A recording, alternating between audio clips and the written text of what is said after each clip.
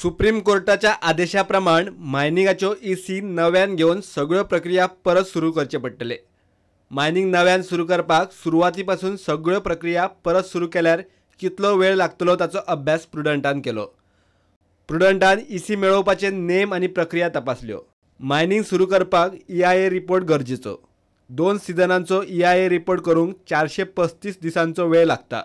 Comprehensive EIA report करूंक 560 दिसांची गरज। हो वेळ एक लीजधारक वा एक अर्जदाराक लागपी। चड लीजधारकांची प्रक्रिया आनी जनसुनावणेचो वेळ आनीक वाडटलो। अर्जांची छाननी जाल्या उपरांत पोल्युशन बोर्ड जनसुनावणी घेता। हाचो अर्थ एनवायरमेंट इम्पॅक्ट असेसमेंट जनसुनावणे करूंक पर्यावरण दाखलो मेळोवपाक 1.5 ते 2 वर्सां वतली।